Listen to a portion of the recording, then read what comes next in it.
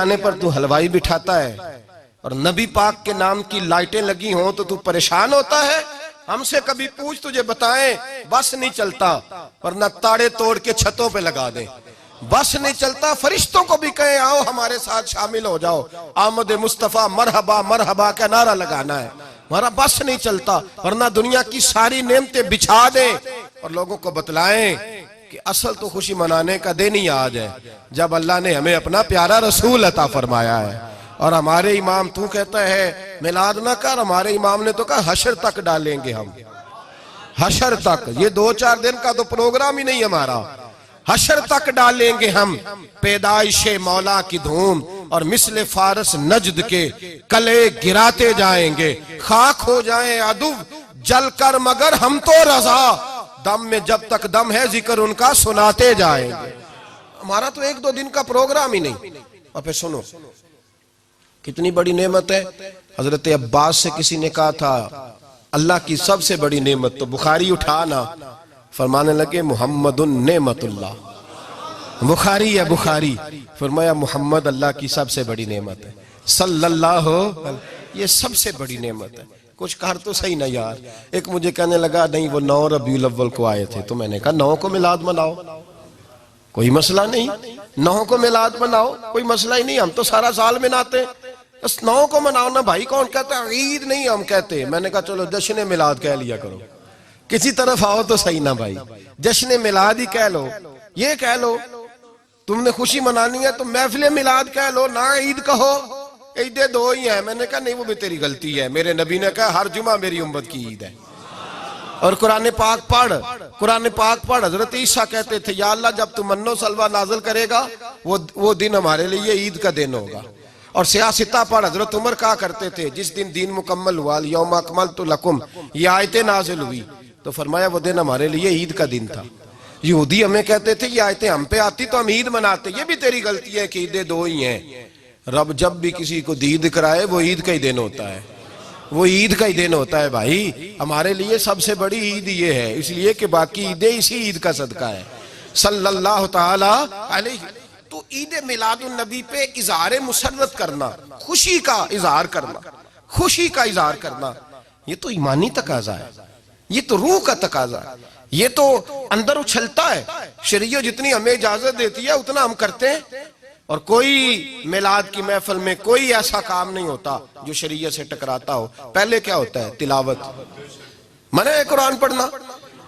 दूसरा क्या होता है?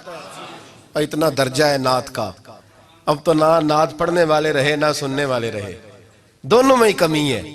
और मैं अक्सर कहता हूं नात पढ़ना इतना कमाल नहीं जितना सुनना कमाल है। सुनने वाला कोई होना चाहिए, नात सुनना ज्यादा माना रखती है। उसकी वजह यह है कि नात पढ़ना सहाबा की सुन्नत है और सुनना मोहम्मद मुस्तफा की सुन्नत है। और सुनने वाले का दर्जा, हाँ तेरा दर्जा ज्यादा है अगर तू समझे तो। और इतना बड़ा दर्जा कि हजरत एहसान बिन साबित नात पढ़े तो नबी पाक अपनी चादर मिंबर पे बिछाए और वो मैं नीचे ना पढ़, इधर मेरे मिंबर पे बैठ के पढ़। ये कोई मामूली बात है? रसूलुल्लाह की नात सुनना, बलगल उलाबे कमाल ही कशफत दुजाबे जमाल ही हसनत जमीयो। शेख सादी कहते हैं 3 फिक्रे लिखे तो चौथा होता ही नहीं था, मैं सो गया, बड़ा परेशान था कि चौथा फिक्रा नहीं बन रहा। बलगल उलाबे कमाल ही कशफत दुजाबे हसनत जमीयो, चौथा लिखा नहीं जाता था। नींद आ गई, मेरी आंख लगी तो महबूब का दीदार हुआ। हुजूर ने फरमाया परेशान पड़े हो? मैंने कहा महबूबा 3 लिखे हैं, चौथा बन ही नहीं रहा। तो हुजूर ने फरमाया चल सुना ना मुझे। ये छोटा नात पढ़ना कोई छोटा काम है? ये तो हमने खाता ही गलत लोगों को दे दिया है, वो तो इस काबिल ही नहीं थे कि नात सुनी जाती। बलगल उलाबे, शेख सादी कहते मैं सुनाने लगा और मुस्तफा सुनने लगे। बलगल उलाबे कमाल ही कशफत दुजाबे जमाल ही हसनत जमीयो खिसाल ही। तो हुजूर ने फरमाया चल सादी कह दे सल्लू अलैहि वालैहि, कह दे सल्लू अलैहि वालैहि। फरमाते मैं कहता जाता था और मुस्तफा मुस्कुराते जाते थे।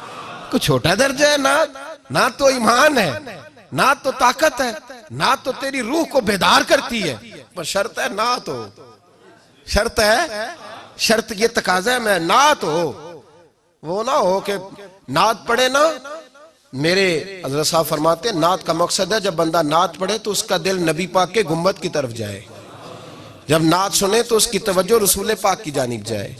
ये ना हो कि नात सुने तो तवज्जो गाने की जानिब जाए। ये ना हो कि नात हो रही हो तो लोग कहें, और मेरे कान में लोग कह देते, आप यकीन करें महफिल में बैठे लोग कहते फलाने गाने की तर्ज पे लांदा जी, तो किधर गया ध्यान उसका? तो ये नात तूने पढ़ी है, तूने नात सुनी नहीं आज तक? हाँ, अगर नात पढ़नी हो तो अल्लामा इकबाल की लिखी हुई पढ़ा कर, अगर नात पढ़नी हो तो शेख सादी की लिखी पढ़ा कर, अगर नात पढ़नी हो तो हजरत हसन बिन साबित की लिखी पढ़ा कर। और अगर तेरा दिल करे कि नात भी हो, जज्बात भी हो, हुस्न भी हो, इल्म भी हो, अमल भी हो, कुरान भी हो, हदीस भी हो, तो फिर इमाम मोहम्मद रजा फाजिल बरेलवी की पढ़ा कर, फिर आला हजरत की पढ़ा कर। तुझे पता चले चमक तुझसे पाते हैं सब पाने वाले, मेरा दिल भी चमका दे चमकाने वाले। आला हजरत कहने लगे या रसूलल्लाह मेरी सिफारिश ना करो, डर लगता है, डर लगता है, क़यामत की रात बड़ी गहरी है, सिफारिश ना करो, इस तरह करो मेरा बाजू पकड़ो और जन्नत तक पहुंचा के आओ, मेरा बाजू पकड़ो और जन्नत तक। कहते मैं मुजरिम हूं आका मुझे साथ ले लो। सोनिया ना डर लगता है। वो बच्चा कहता मैंने नहीं बाहर जाना, अंधेरी रात है, अब्बा जी नाल चलो। तो बिला मिसाल बिला तशबीह सिर्फ समझाने के लिए, किसी कोई बड़ा साथ हो तो डर नहीं लगता। तो ये नात है ना, चमक तुझसे पाते हैं सब पाने वाले, मेरा दिल भी चमका दे चमकाने वाले। कहते हैं या रसूलल्लाह महशर की रात बड़ी गहरी है, मैं मुजरिम हूं आका मुझे साथ ले लो, कि रस्ते में हैं जा बजा थाने वाले। सोने जुर्म करके आया हूं और पकड़ा ना जाऊं कहीं, मेहरबानी कर मुझे पर्दों में छुपा ले, मुझे मुदस्सर और मुजम्मल की चादर के नीचे कर ले, मैं मुजरिम हूं आका मुझे साथ ले लो, कि रस्ते में हैं जा बजा थाने वाले। और फिर तड़प उठे, कहने लगे को ये ना समझे वो चले गए, तू जिंदा है वल्ला, तू जिंदा है वल्ला, मेरी चश्मे आलम से छुप जाने वाले, मेरी चश्मे आलम से छुप जाने। तो भाई नात हो, नात जो उसका मेयार हो, उस मेयार की नात हो। ये कोई तरीका नहीं कि दो बंदे दाफ लेके आ गए, चार उसके साथ नात खां साहब आए, नमाज घर पढ़ आए, घर जाके दोबारा पढ़ेंगे। और मैं बात अभी अर्ज करूंगा, मुझे ये मजमून मुकम्मल करने दे, फिर तकाज़ों पे आता हूँ। महफिल मिलाद तो रसूलुल्लाह के आने का शुक्र है। कुल बिफज़लिल्लाहि व बिरहमतिही फबिज़ालिका फलयफ़रहू। महबूब कह दे जब फजल मिले, रहमत मिले, तो फिर इन्हें चाहिए कि खुशी बनाए महफिल मिलाद। और भाई ये ना कहा करके ये पैसे गरीब को दे, मिस्कीन को दे। महफिल मिलाद में बात गरीब की होती है।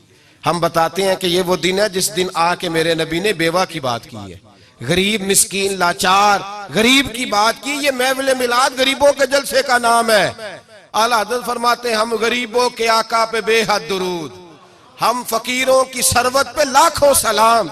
ये मिलाद गरीबों मिस्कीनों यतीमों बेवाओं के नाम का जलसा है।